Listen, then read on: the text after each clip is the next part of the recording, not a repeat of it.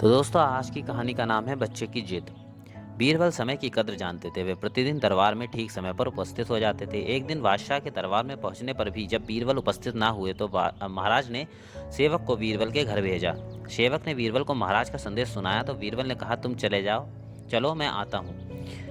सेवक को वापस आए जब आधा घंटा बीत गया और बीरबल नहीं आया तो बादशाह को बड़ा आश्चर्य हुआ, किंतु उन्हीं उसी क्षण उन्होंने विचार किया कि हो सकता है किसी जरूरी काम से वह रुके हों। बादशाह को जब बीरबल की प्रतीक्षा असहनीय हो उठी तब उन्होंने दूसरे सेवक को भेजा। इस सेवक को भी बीरबल ने यह कहकर भेज दिया कि चलो अभी आते हैं। सेवक ने आकर कहा, आलम बना, वे कह रहे हैं कि तुम चलो मैं आता हूँ। बादशाह को सुनकर ढाढ़स बंधा।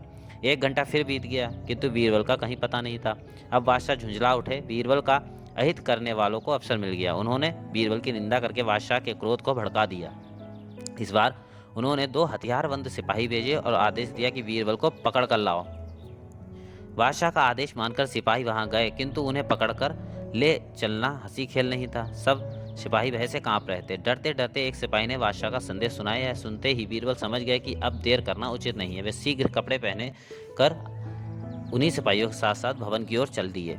दरबार में पहुंचकर बादशाह को अदब से सलाम करने के बाद बीरबल अपने स्थान पर बैठ गए। बादशाह ने बीरबल से हुक्म अदबी का कारण पूछा। बीरबल बोले, जहां पना, मेरा छोटा लड़का रो रहा था और मैं उसे बहलाकर चुप कराना चाहता था, लेकिन वह अब भी शांत नहीं हो सका है। यह सुनकर बादशाह बोले, यह तुम्हारी कोरी बनावटी बात है। लड़के को बहलाने के बहाने तुम मुझे बहलाना चाहते हो। अच्छा बताओ, ऐसी कौन सी बात थी जिसके लिए तुम्हारा लड़का रो रहा था? वह जो चाहता था उसे दे देते तो लड़का नहीं रोता। तुमने मेरी आज्ञा का उल्लंघन किया है, अच्छा नहीं हुआ। यदि सचमुच तुम लड़के का रोना प्रमाणित नहीं करोगे तो निश्चय ही तुम्हें सजा दी जाएगी। बीरबल बोले, जहां पना, मैंने लड़के को शांत करने का बहुत प्रयत्न किया किंतु असफल रहा। बादशाह के पूछने पर बीरबल ने आगे बताया, जहां पना सुनिए, मैं शुरू से अंत तक सब बातें बताता हूँ। लड़का जिद करके रो रहा था। मैंने उससे पूछा, बेटा क्या लेगा, क्यों रो रहा है? पहले तो उसने मेरी बातों को अनसुना कर दिया। जब मैं लगातार पूछता रहा तो वह बोला, गन्ना लूंगा।